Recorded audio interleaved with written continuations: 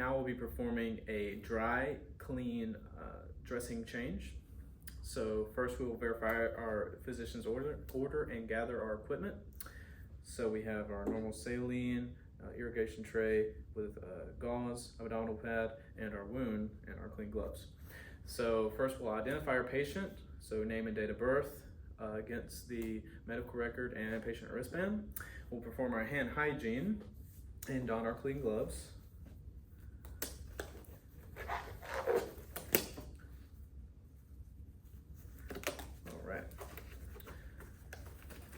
So first we will remove the soiled dressing, taking off the old abdominal pad first, throwing it in the biohazard bin, and our old wound packing, and throw it also in the biohazard bin.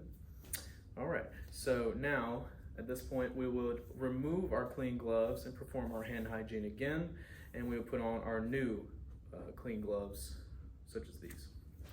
All right, so next we will get our equipment ready.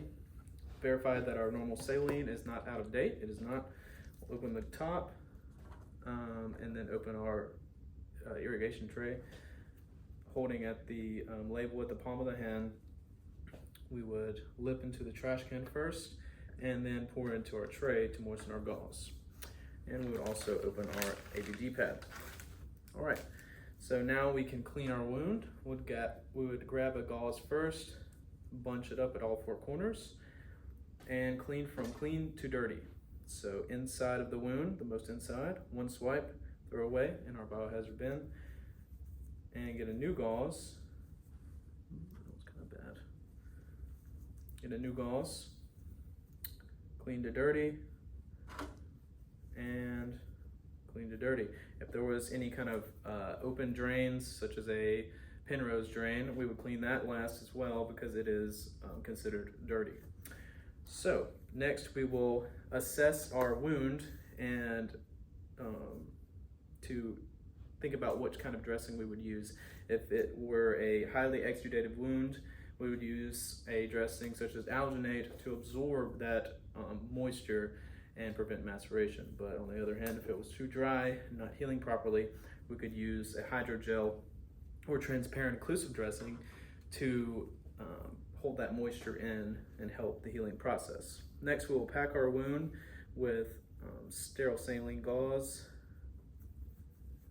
You want to pack wounds like this that are deep and after debridement to promote healing and granulation of new tissue. Making sure it's not too tight, but just enough in there to pack the wound. All right, and we would apply our ABD pad on top, securing it on all four sides with tape. And then we would remove our gloves, perform our hand hygiene, and then we would document our procedure, how the patient tolerated the dressing change, and the type of dressing used, how the wound looked, and the date and time that we changed the dressing. We would also use a marker and write our initials, date and time that the dressing change was performed on the actual dressing to assist the next nurse in performing their change as well.